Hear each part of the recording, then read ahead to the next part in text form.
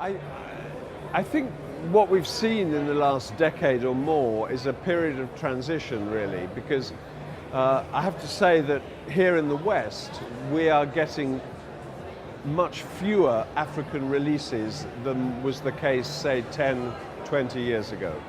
And the reason for that is that the whole CD music industry has been rather in decline, particularly in terms of physical product of recording of music. And in the past, there were many European labels who were releasing this music, interested in releasing this music around the world. That's really declined. So I would say we're reviewing probably half as many artists and albums now as we were reviewing when we started 15 years ago, 16 years ago.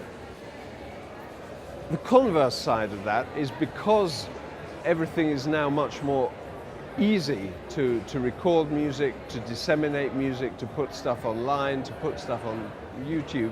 It's made the music in Africa much more accessible. So people can find it, can access it, can discover it much more easily. What you don't have then is the background of those support industries that supported CDs. So record labels would help support tours, they would promote the music, the media would know where to go to find the music.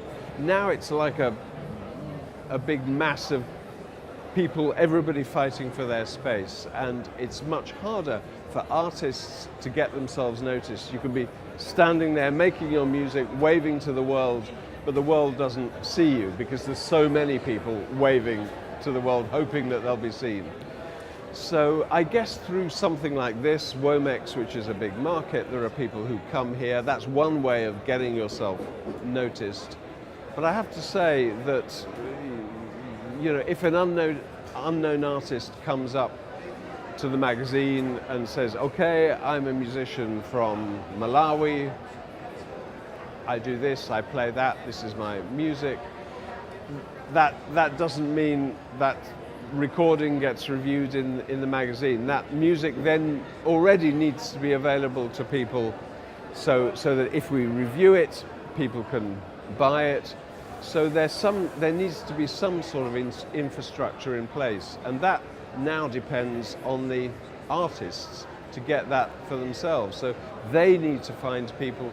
They either need to do it themselves or find other people who will promote the music, who will, you know, deal with, try and get press, try and get attention, try and get into festivals, try and get bookings, try and get all of these things that are so important to make the music happen, or to make the music a sustainable thing.